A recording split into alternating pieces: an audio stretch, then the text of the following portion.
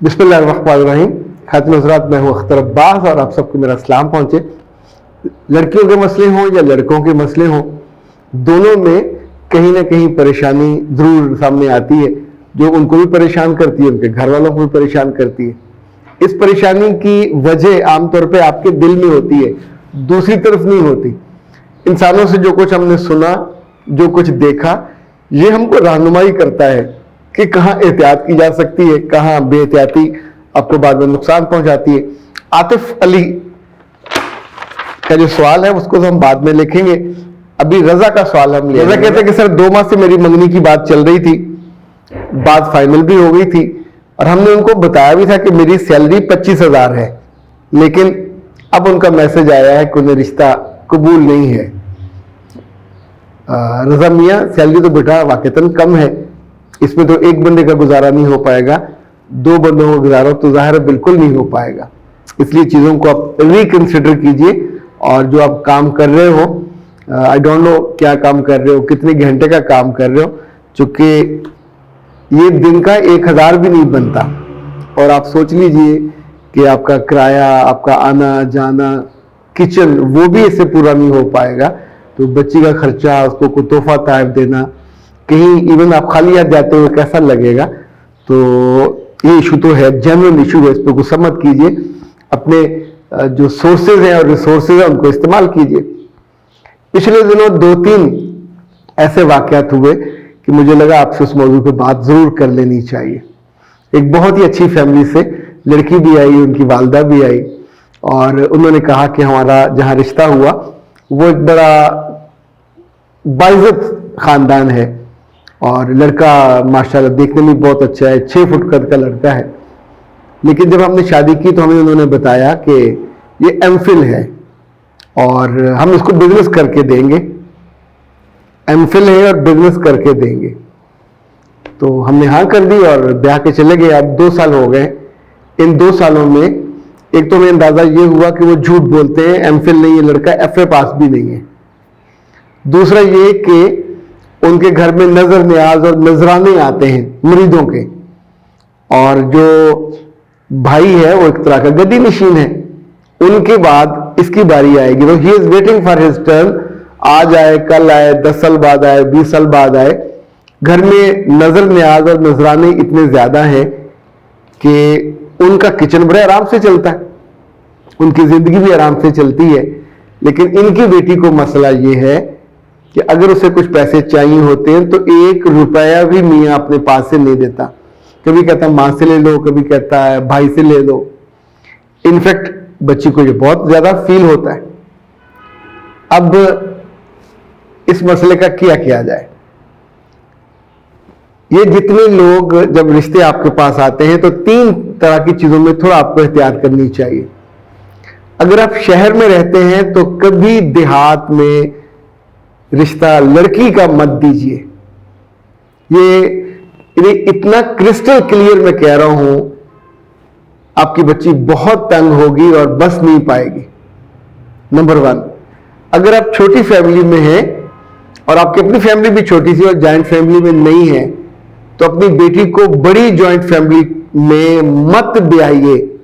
बच्ची रुल जाएगी, जितनी मर्जी अच्छी हो, और रोती आपके घर वापस आएगी। उसकी वजूहत मैं आपको बाद में बताता हूं। तीसरा, जिस घर में आप जा रहे हैं अगर उनका घर अपना है, बड़ा है और वो खाते पीते हैं और इसी तरह के उनका कोई बिजनेस नहीं है लेकिन नजर न्याज़ें और नजराने आते हैं, तो रिश्ता करते हुए 100 दफा डरिए। इसका मतलब ये भी है कि उनके अपने अजीजों ने या उनके अपने मुरीदों ने भी उनको रिश्ता नहीं दिया, तो अब वो एक नई जगह पे रिश्ता लेके जा रहे हैं जहां वो झूठ की बुनियाद पे, और ऐसे लोगों को झूठ बोलते हुए जरा ख्याल नहीं आता। बस वो उनके पास 100 बहाने होंगे और इसमें से वो कुछ जवाब भी निकाल लेंगे। जिसने एमफिल किया होगा, एमफिल और PhD बिजनेस के लिए नहीं की जाती, ये नौकरी के लिए की जाती है। तो अगर MA कर ली और बच्चा इतना समझदार है और ऐसा है और वैसा है, तो उसे जॉब पे होना चाहिए। एमफिल जॉब पे जाके होता है अक्लमंद लोगों का। जो वेले होते हैं, जिन्हें नौकरी नहीं मिलती, कॉम्पिटेंट भी नहीं होते, नाअहल होते और एफर्ट की नहीं होती, तो वो लगे हाथों एमफिल कर लेते हैं।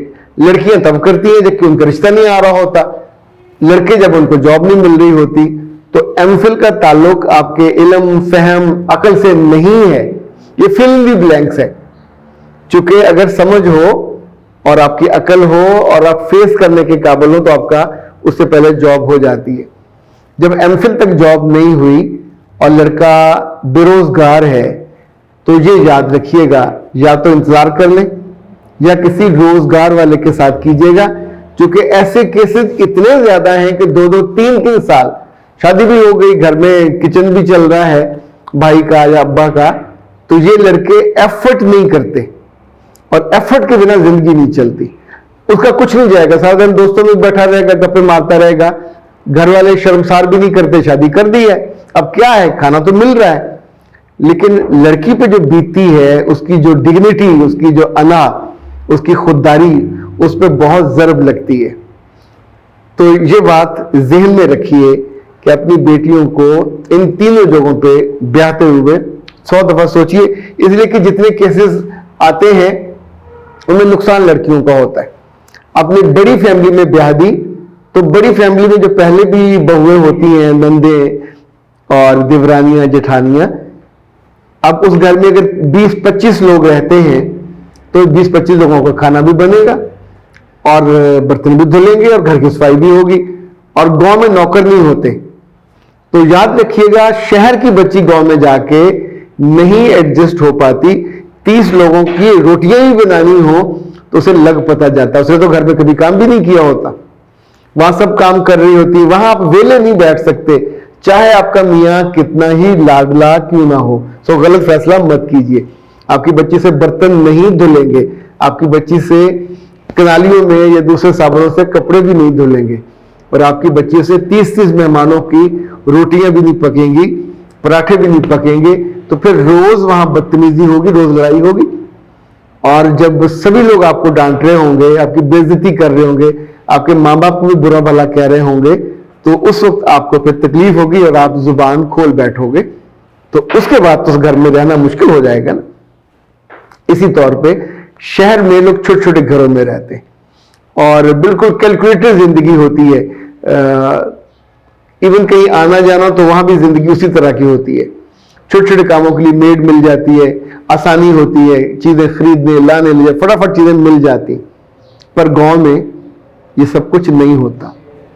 वहां आप पूछे बिना, इजाजत के बिना दरवाजे तक भी नहीं आ सकते। किसी घर जाना तो बहुत दूर की बात है, बाजार जाना तो उससे भी दूर की बात। वहां के कल्चर में एक खास तरह की ग्रिप पर ओनरशिप होती है और वो उनके लिहाज से दुरुस्त है, उनके लिहाज से वो सही है, उसमें कोई नुकसान नहीं है। तो इसलिए उनको रिश्ते वही सूट करेंगे जो गांव के हों।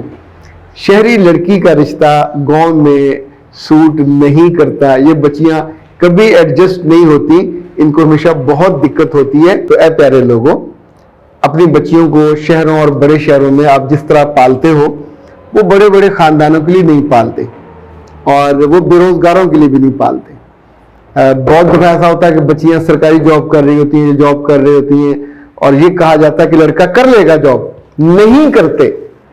फिर कई साल के बाद ज़ाहिर है आपका खर्चा, आपकी तनख्वाह, उसमें से एक पैसा नहीं बचता, ना बचे पर रिश्ता भी नहीं बचता।